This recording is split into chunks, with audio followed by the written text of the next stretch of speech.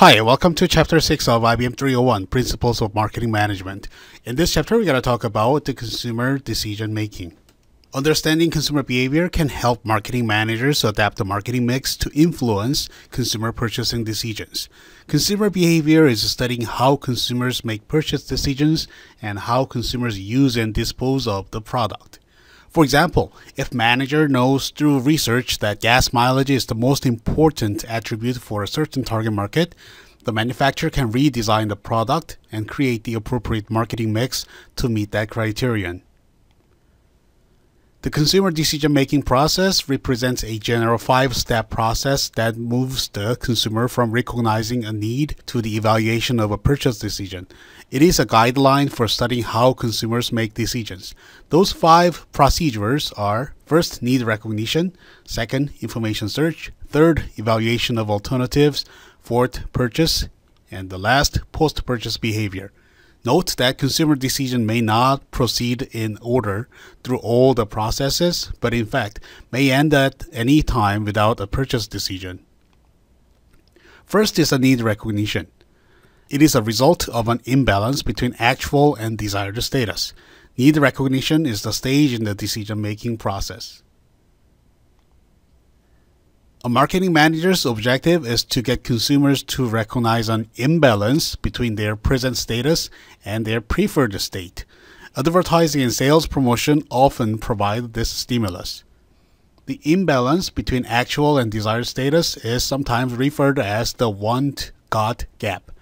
And the stimulus include any unit of input affecting one or more of those following senses: sight, smell, taste, touch, and hearing. If marketers don't understand the target market needs, the right good or service may not be produced. An excellent way to understand needs is to view them as the job statements or outcome statements. Marketers selling their products in global markets must observe the needs and wants of consumers in various regions and markets. Second stage is the information search. Internal information search is the process of recalling information in the memory. This includes prior experience or prior knowledge about a product. External information search relies on information in the outside environment. This includes personal and public references, advertisement, and publicity. External information may be obtained from non-marketing controlled sources and/or marketing controlled sources. Non-marketing controlled sources include personal experience, personal sources, and public sources such as underwriters' laboratories. Marketing-controlled information is biased toward a specific product because it originates marketers promoting that product. These sources include mass media advertising, sales promotion, salespeople, product labels, and packaging, and the internet. The extent to which an individual conducts on external sources depend on such factors as the perceived risk of purchasing knowledge, prior experience, and level of interest in the good or service. The external search is also influenced by consumers' confidence in her decision-making ability. If a consumer has prior experience, he or she will spend less time searching for the product.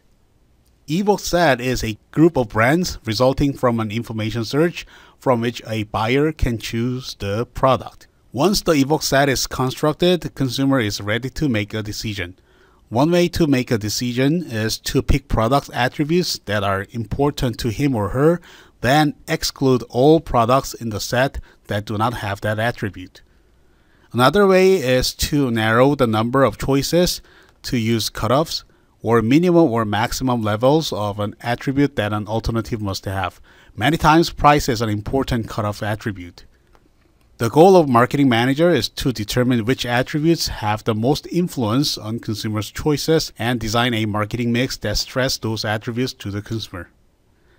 Single attributes such as price may not always explain a consumer's evaluation of the product. Attributes that the marketer may consider important are not always important to the consumer. Brand names such as Johnson & Johnson have a significant impact over the choice of the product. Following the evaluation of alternatives, the consumer decides which product to buy or decides not to buy at all. Ultimately, the consumer must specifically decide where to buy, when to buy, what to buy and whether to buy or not, and how to pay. When buying products, consumers expect certain outcomes from the purchase. Once a purchase decision is made, the next step in the process is the evaluation of the product after purchase. Consumers expect certain outcomes from the purchase, and how well these expectations are met determines the level of consumer satisfaction. For the marketer, an important element of any post-purchase evaluation is reducing any doubt that the decision was sound. Consumers try to reduce dissonance by justifying their decision. Consumers can reduce dissonance by seeking information that reinforces positive idea about the purchase, and avoiding information that contradicts the purchase decision, and revoking the original decision by returning the product, which is the worst case scenario for the salesperson. And in this case, marketing can minimize dissonances through effective communication with purchasers. Consumer buying decisions fall along a continuum of three broad categories: routine response behavior, limited decision-making, and extensive decision-making. Let's talk about involvement. Involvement is the amount of time and effort a buyer invests in the search, evaluation, and decision processes of consumer behavior. In other words, it is the degree of which how much time and effort that the consumer needs to make the decision for the product. Exhibit 6.2 illustrates the continuum of consumer buying decisions. For the routinized consumer decision, involvement is low, time spent is short, and usually the items are cheaper. And information search relies on internal memory only, and usually the number of alternatives is 1. But for the extensive search, involvement is high, and time and cost spent is high, and information search would have to rely on internal and external information, and number of alternatives usually many. First, let's talk about the routine response behavior. It needs little involvement in selection process. Frequently purchase low-cost items, and consumers may stick with one brand, usually buy first and evaluate later. And usually it needs a quick decision. For example, like everyday products like toilet papers or cigarettes for smokers is a good example of the routine response behavior. Second, in the middle, the limited decision making. It involves low levels of involvement, low to moderate cost goods, evaluation of a few alternative brands, and needs short to moderate time to decide. The extensive decision making. It needs high levels of involvement, high cost goods, evaluation of many different brands, and it takes long time to decide. And also, consumer may experience cognitive dissonance in this case. There are factors determining the level of consumer involvement. First, previous experience. When consumers have had a previous experience with the product or repeat trials, the level of involvement typically decreases and quick choices are made. Second is the interest. Involvement is directly related to consumer interests such as cars, motorcycles, or electronics. Third, perceived risk of negative consequences. As the risk increases, so does the consumer's level of involvement. Risk include the financial risk such as spending money, social risk, and psychological risk. Last is the social visibility. Involvement increases as the social visibility of a product increases. These products that make a statement about the user may include cars, jewelry, furniture, and clothing. In marketing term, we can say it's the private consumption versus public consumption. So, for more social visibility, the product falls more into the public consumption, where other people can actually see your purchase decision. For high involvement products, a good advertisement gives consumers the information they need for making the purchase decision, as well as specifying the benefits and advantages of owning the product. For low involvement purchases, consumers may not recognize their wants until they are in the store. In-store promotions and package design are important tools for catching the customer's attention in this case. Good displays can help explain a product's purpose and create recognition of a want. Consumers interact socially with reference groups, opinion leaders, and family members to obtain products information and decision approval. Reference groups are characterized as either direct or indirect. Direct reference groups may be primary or secondary. Primary membership of groups include all groups with which people interact regularly in informal way, such as family, friends, and co-workers. People associate with secondary membership groups less consistently and more formally. This includes clubs, professional group, and religious group. Indirect reference groups include the aspirational reference groups such as organizations that a person would like to join. On the other hand, a non-aspirational reference group is one that someone wants to avoid being identified with. For marketers, reference groups have three implications as stated in the slide. First, they serve as the information sources and influence perceptions. Second, they affect an individual's aspiration levels. Third, their norms either constrain or stimulate consumer behavior. But marketers must also consider that people with a well-formed network or somewhat overlapping reference groups and those with strong personal values are less susceptible to reference groups' influences. Opinion leaders are often the first to try the new product. Technology companies have found that teenagers, because of their willingness to experiment, are the key opinion leaders for the success of new technologies. Opinion leadership is a casual, face-to-face phenomenon. Locating opinion leaders can be a challenge for the marketers, and they may try to create opinion leaders such as cheerleaders or civic leaders.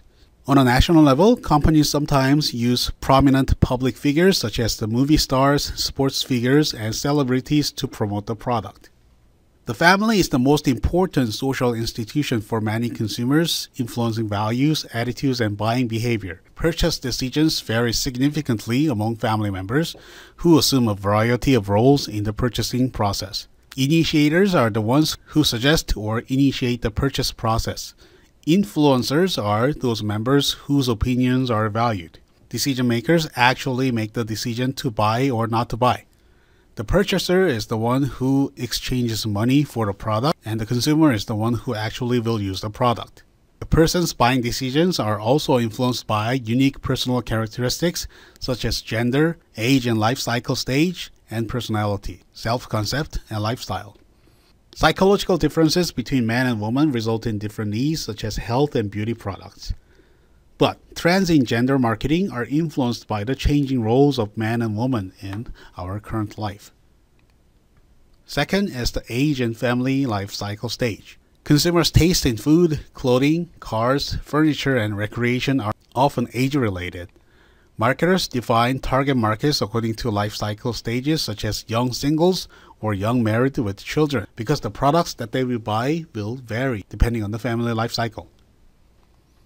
Next is the personality, self-concept, and lifestyle.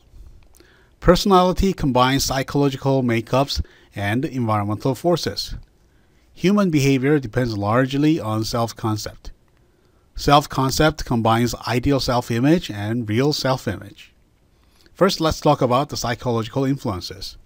First is the perception. Marketers must recognize the importance of cues or signals in a consumer perception of the product. Marketing managers first identify the important attributes such as those listed on the slide, such as price, brand names, quality and reliability, threshold of the perception, product or repositioning changes, foreign consumer perception, and subliminal perception. Then, marketers design signals to communicate these attributes to customers.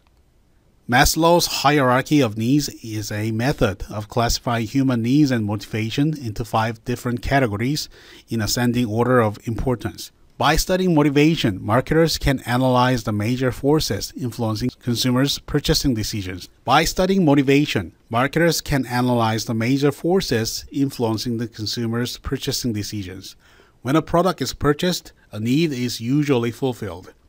These needs become motives when aroused sufficiently.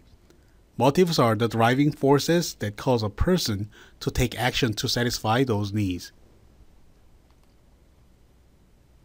Types of learning. First is experiential. An experience changes the behavior of the consumer, but conceptual, it is not learned through direct experiences, but rather people actually Learn through reading or listening to other people. Beliefs and attitudes are closely linked to values. If a product is meeting its profit goals, positive attitude toward the product needs to be reinforced. If the product is not succeeding, the marketing manager must work to change the consumer's attitude toward it. For changing the beliefs of the consumers, a marketer may want to first turn a neutral, negative, or incorrect belief about a product attribute into a positive one. Second, change the relative importance of a belief and add a new belief.